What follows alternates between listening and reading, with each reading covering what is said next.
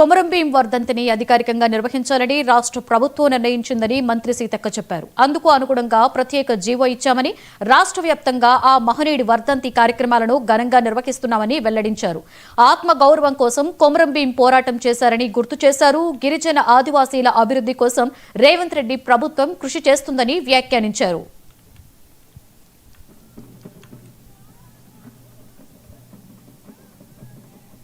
మరి ఐటీడీఏలకు ప్రత్యేకంగా కేటాయించి అక్కడ కనీసం ఉండడానికి ఇల్లైనా ఉండాలనేటువంటి లక్ష్యంతో ఇల్లులు ఆ రోజు మరి కాంగ్రెస్ ప్రభుత్వం సోనియమ్మ గారి నాయకత్వంలో దున్నే వాళ్ళకి ఏదైతే పోడు భూముల మీద హక్కులు కూడా కల్పించడం జరిగింది.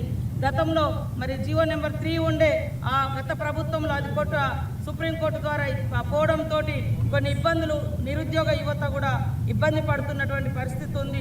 అలాంటి అన్నింటి పట్ల ముఖ్యమంత్రి గారు సానుకూలంగా ఉండి నిరుద్యోగ సమస్యను పరిష్కరిస్తూ అదేవిధంగా అందరికీ భూములు, ఇండ్లు, ఉద్యోగ ఉపాధి అవకాశాలు కల్పించినప్పుడే మనం నిజంగా మరి మన కొమరం భీం గారి యొక్క ఆశయాలను సాధించిన వాళ్ళమైతాం. మీకు అందరికీ తెలుసు, తెలంగాణ రాష్ట్రం కూడా, తెలంగాణ ఉద్యమ నినాదం కూడా నీళ్లు, నిధులు, నియామకాలు.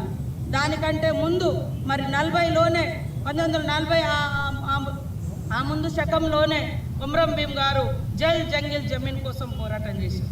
సో ఆ స్ఫూర్తితోటే, వారి యొక్క నినాద స్ఫూర్తితోటే ఈరోజు తెలంగాణ రాష్ట్రం కూడా సాధించుకోవడం జరిగింది. మరి ఐటీడీఏలకు ప్రత్యేకంగా కేటాయించి అక్కడ కనీసం ఉండడానికి ఇల్లైనా ఉండాలనేటువంటి మేడ్చల్ జిల్లాలోని